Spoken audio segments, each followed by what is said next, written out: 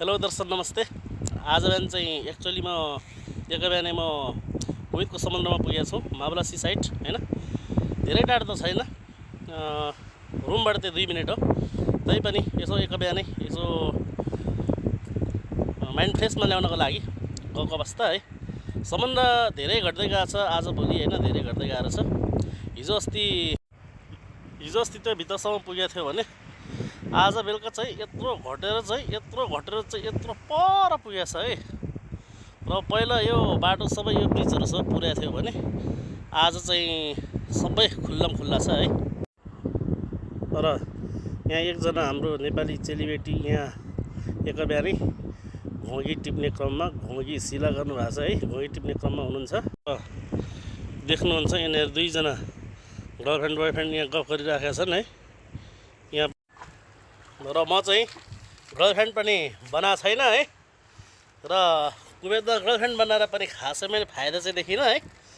र यसो यहाँतिर घुमघाम गर्न गएको छु। यो गुफातिर हेर्नुहोस्, गुफा यस्तो छ यहाँ। ल हेर्नुहोस्, गुफा भनेको यस्तो छ नि यहाँ है।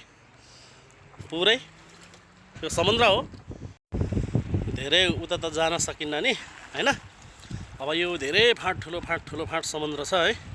धेरै उता त जान सकिन्न, आँखाले भ्याउँदैन।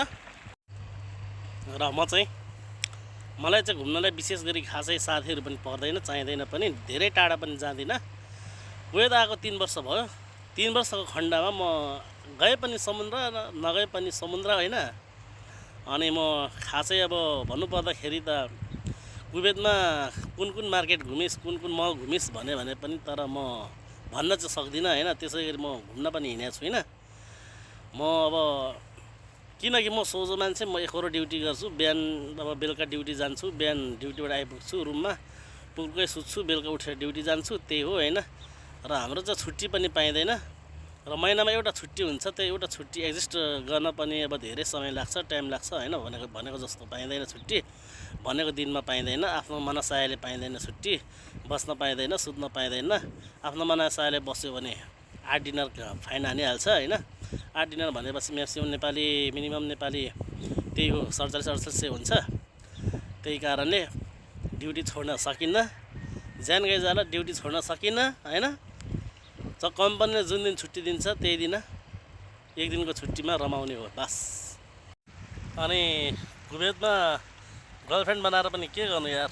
गर्लफ्रेन्ड बनाएर आफ्नो त अब छुट्टी पाइँदैन। अब उनीहरूको हप्तैभरि छुट्टी हुन्छ। अब आफू महिनामा एकचोटि भेट्न जाला रे, अब हप्तैभरि अर्कोसँग घुम्न जाला रे। अब घाटा छ नि, त्यता नि घाटा यता नि घाटा, सबैतिर घाटा। अनि घाटा बेर्न कम गाह्रो पर्छ हामीलाई। आमामामा, बरु गर्लफ्रेन्ड बनाएन, एकै शोक एकै भोक हो के, कोही पनि चाहिएको छैन। जो आफूलाई साथ दिने आफ्नो ठाउँमा छँदैछ हैन। आफ्नो भविष्यसम्मको लागि जो छ त्यही छ हैन, त्यतिमै खुसी हुनुपर्छ भन्ने गर्छु मैले चाहिँ। साथीभाइलाई कस्तो लाग्छ हैन, त्यो आफ्नो ठाउँमा हुन्छ, आफू अनुसार हुन्छ हैन। तर म चाहिँ कतिपय साथीहरूले मलाई अब मेरो टिकटकको पोस्ट र फेसबुकको पोस्ट देखेर पनि कतिपय साथीहरूले अब रमाउनुहुन्छ होला पनि, खुसी पनि हुनुहुन्छ होला, कतिपय दुखी पनि हुनुहुन्छ होला हैन। तर त्यो चाहिँ खासै मलाई चाहिँ त्यस्तो चाहिँ टचर चाहिँ त्यस्तो चाहिँ खासै केही पनि होइन।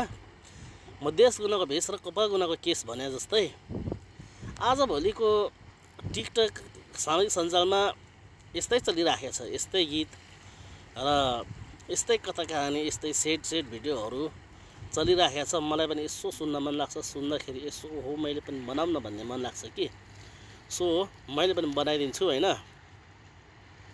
अनि जति मेरो इष्टमित्र हुनुहुन्छ नजिकको हैन, उहाँहरूले माइन्ड नगर्नु होला, अब टेन्सन नलिनु होला हैन त्यसको लागि।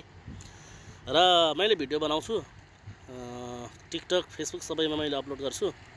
तर म चाहिँ त्यो अघि नै भने देश गुना भेष कपाल गुना केस भने जस्तै अब आजभोलिको चलेको त्यस्तै छ। त्यही कारणले म पनि त्यस्तैतिर हल्का फुल्का यसो हात हालेको मात्रै हो हैन, यसो मन मोडिदिएको मात्रै हो हैन, अरू केही होइन। जतिजना मेरो पछाडि, मेरो सामुन्ने बोल्न नसक्ने मेरो पछाडि बोल्नेहरू हुनुहुन्छ नि, तपाईँहरू रमाउनु पर्दैन।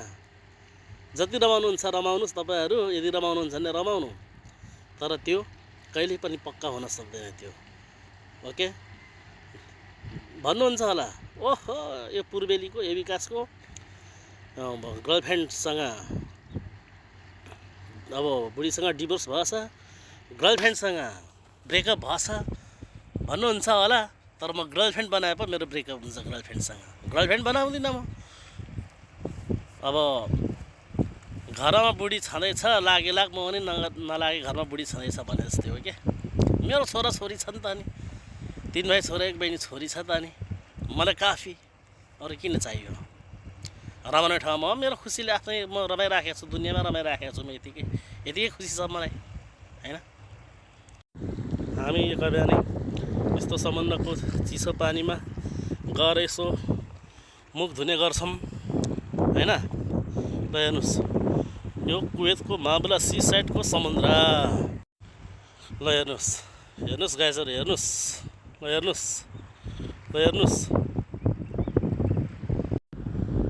अनि यो बहिनीलाई चाहिँ बोयफ्रेन्डले धोका दिएको कि किन हो, यो कहिले बिहानै घोकी टिपेको जस्तो पनि देखिन्छ।